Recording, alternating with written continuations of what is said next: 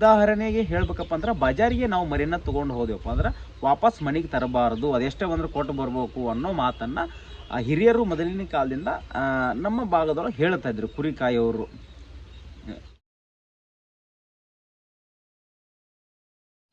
Hi ದೋಸ್ತರ, ನಮಸ್ಕಾರ. ಎಲ್ಲರೂ ಹೆಂಗಿದ್ರಪ್ಪ? ಎಲ್ಲರೂ ಆರಾಮದ್ರಿ ಅಂತ ಹೇಳಿ ತಿಳ್ಕೊತೀನಿ. ದೋಸ್ತರ, ಇವತ್ತಿನ ಈ ಒಂದು ವಿಡಿಯೋದೊಳಗೆ ನಾನು ಯಾವುದ್ರ ಬಗ್ಗೆ ಮಾತಾಡ್ತಾ ಇದ್ದೀನಿ ಅಂತಂದ್ರೆ, ಇವತ್ತು ಬೆಳಿಗ್ಗೆ ಒಬ್ಬರು ನಮ್ಮ ಒಂದು ಸಬ್ಸ್ಕ್ರೈಬರ್ ಕಾಲ್ ಮಾಡಿ ಕಳಿಸಿ ಮಾತಾಡಿದರು.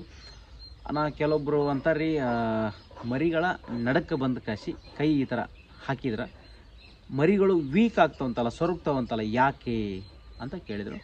ಅದ್ರ ಬಗ್ಗೆ ಒಂದು ವಿಡಿಯೋ ಮಾಡಬೇಕು ಅಂತೇಳಿ ಇವತ್ತು ನನ್ನ ತಲೆಯಾಗ ಬಂತು, ಹಾಗಾಗಿ ಇದನ್ನು ವಿಡಿಯೋ ಮಾಡತ್ತೀನಿ.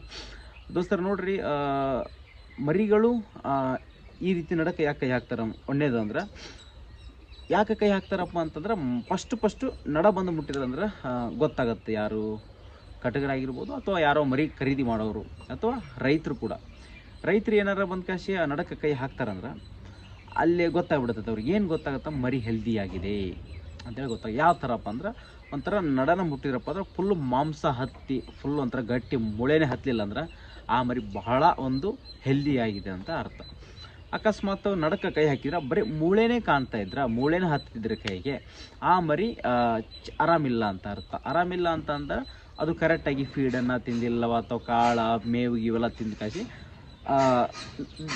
ದಷ್ಟಪುಷ್ಟವಾಗಿ ಇಲ್ಲ ಅಂತ ಅರ್ಥ. ಹಾಯ್ ದೋಸ್ತರ, ನಮಸ್ಕಾರ. ದೋಸ್ತರ ನೋಡ್ರಿ, ಇದು ಕುರಿ ಕೂದಲ ಕಟ್ ಮಾಡೋ ಮಷಿನ್ ರೀ. ಇದು ನಾವೇ ಕೊಟ್ಟಿದ್ವಿ, ಸರ್ವಿಸಿಗೆ ಬಂದತ್ತೆ ನೋಡ್ರಿ.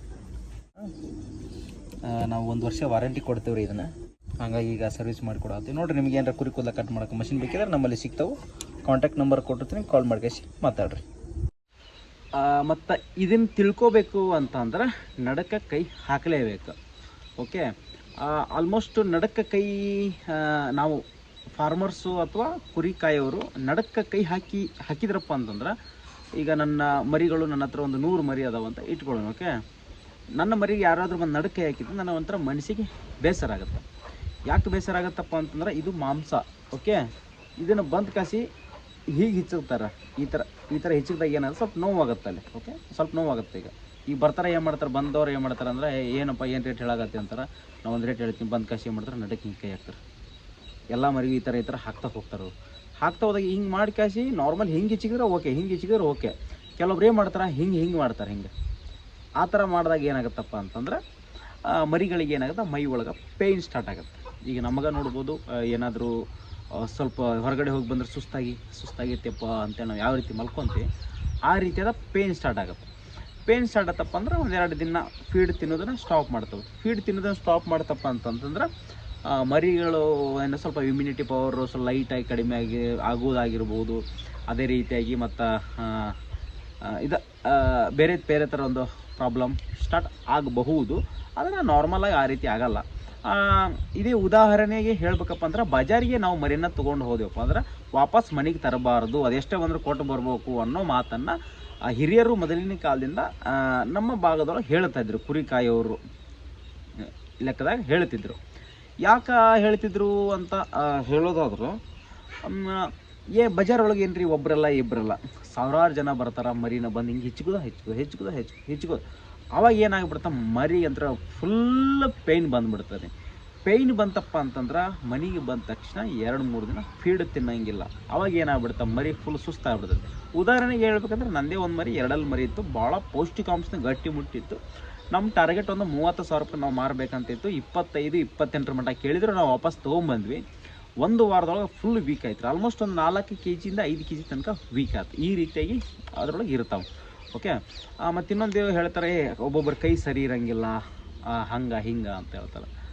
ಅದು ಉದಾಹರಣೆಗೆ ಹೇಳ್ಬೇಕಂದ್ರೆ ನಮ್ಮ ಮನಸ್ಸೇ ಸರಿ ಇಲ್ಲ ಅಂತ ನಾವು ತಿಳ್ಕೊಬೇಕು. ಯಾಕಪ್ಪ ಅಂದರೆ ಕೈ ಎಲ್ಲರೂ ಸರಿನೇ ಇರ್ತಾವ್ರೆ.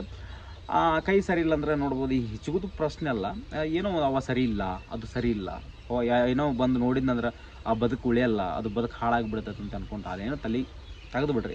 ಮೊದಲು ನಮ್ಮ ತಲೆ ಸರಿ ಇತ್ತಪ್ಪ ಅಂದ್ರೆ ಎಲ್ಲನೂ ಸರಿ ಇರ್ತೈತೆ.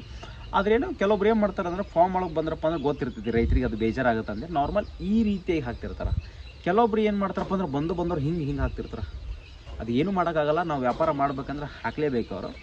ಅವ್ರು ಹಾಕಿ ನೋಡ್ತಾರೆ ಅಕಸ್ ಹಾಕ್ಬೇಡ್ರಿ ಕೈ ಅಂದ್ರೆ ಮತ್ತು ಅವ್ರಿಗೆ ಗೊತ್ತಾಗಲ್ಲ ಮರಿ ತೊಗೊಳಂಗಿಲ್ಲ. ಯಾರು ಕೈ ಹಾಕ್ಲಾರ ಮರಿ ಅಂದ್ರೆ ಯಾರೋ ಮುಟ್ಟೋದೇ ಇಲ್ಲ. ಅದು ಒಂದು ಹಾಕಲೇಬೇಕು. ಯಾಕಪ್ಪ ಅಂತಂದ್ರೆ ನೀವು ಹೇಳ್ದಂಗೆ ಅದು ಕಂಡು ಹಿಡಿಬೇಕಂದ್ರವ ಇದೆಷ್ಟು ಕೆ ಜಿ ಮಟನ್ ಬರ್ತೈತೆ ಅಂತಂದ್ರೆ ಕಂಡು ಹಿಡಿಬೇಕಂದ್ರೆ ನಡಕ್ಕೆ ಕೈ ಹಾಕಲೇಬೇಕು. ಅಥವಾ ನಾವು ಏನಾರ ಮರಿ ತರ್ತೀವಪ್ಪ ಅಂದ್ರೆ ನಾವು ನಡಕ್ಕೆ ಕೈ ಹಾಕ್ತೀವಿ. ಯಾಕಪ್ಪ ಅಂತಂದ್ರೆ ನಾವು ಯಾಕೆ ನಡಕ್ಕೆ ಕೈ ಹಾಕ್ತೀವಪ್ಪ ಅಂತಂದ್ರೆ ಮರಿ ಕೂದಲು ಇರ್ತದೆ ರೀ ಮರಿ ಫುಲ್. ಓಕೆ, ಮರಿ ಅಕಸ್ಮಾತ್ ನಮ್ಮ ಥರ ಏನಾದರೂ ಈಗ ಅಕಸ್ಮಾತ್ ನಾವೇ ಬಟ್ಟಿನ ತೆಗೆದುಬಿಟ್ರೆ ನಮ್ಮ ಒಳಗೆ ಹೆಂಗೈತೆ ಅಂತ ಗೊತ್ತಾಗ್ಬಿಡುತ್ತೆ. ಅದರೊಳಗೆ ಕೂದಲು ಇರ್ತೈತಿ ಮೈ ಮ್ಯಾಗ. ಅಕಸ್ಮಾತ್ ಕೂದಲ ಕಟ್ ಮಾಡಿದರೆ ಗೊತ್ತಾಕತ್ತಿದ್ದು ಏನೈತೆ ಅನ್ನೋದು. ಓಕೆ, ಹಾಗಾಗಿ ಆಲ್ಮೋಸ್ಟ್ ನಡಕ್ಕೆ ಕೈ ಹಾಕಲೇಬೇಕು. ನಾವಾಗಿರ್ಬೋದು, ತೊಗೊಳೋರಾಗಿರ್ಬೋದು, ಕೊಡೋರಾಗಿರ್ಬೋದು, ನಡಕ್ಕೆ ಕೈ ಹಾಕಿ ಅಂದು ತೊಗೋಬೋದು. ಅಕಸ್ಮಾತ್ ನಡಕ್ಕೆ ಕೈ ಹಾಕಿದಾಗ ನಡದೊಳಗೆ ಏನಾರು ಗಟ್ಟಿ ಕಾಣಲಿಲ್ಲ ಅಂದ್ರೆ ಮರಿಗಳ ಹತ್ರ ಒಂದು ಏನೋ ಒಂದು ಕೊರತೆ ಇರುತ್ತೆ ಅದು.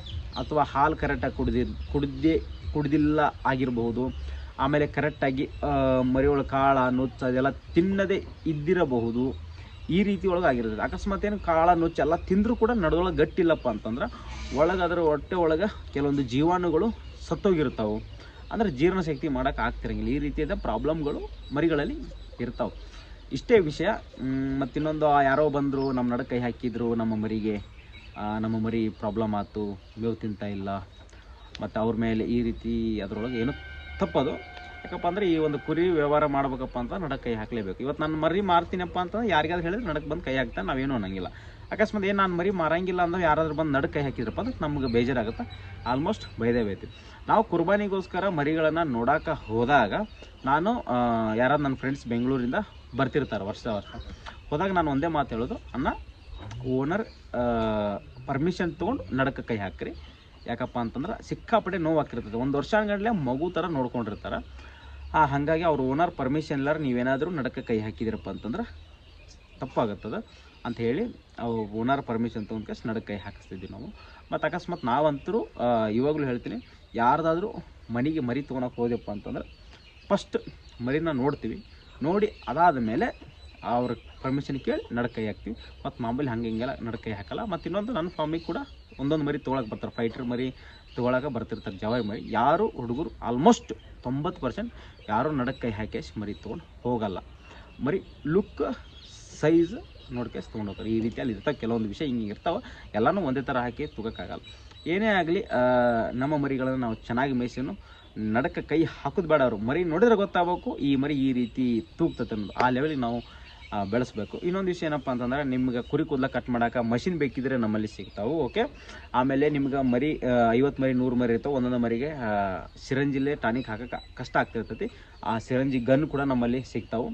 ಓಕೆ, ನೆಕ್ಸ್ಟ್ ಮೂರನೇದು ಟಗರು ಮರಿಗಳಿಗೆ ಫೀಡ್ ಕೂಡ ನಮ್ಮಲ್ಲಿ ಸಿಗ್ತೈತಿ.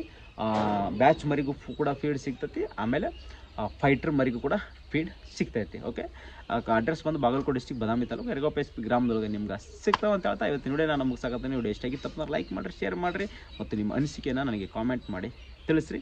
ನೆನಪಿನಲ್ಲಿ ನಮ್ಮ ಚಾನಲ್ ಸಬ್ಸ್ಕ್ರೈಬ್ ಮಾಡ್ಕೊಳ್ಳಿ. ವಿಡಿಯೋ ಮುಗಿಸಾತೀನಿ. ನಮಸ್ಕಾರ.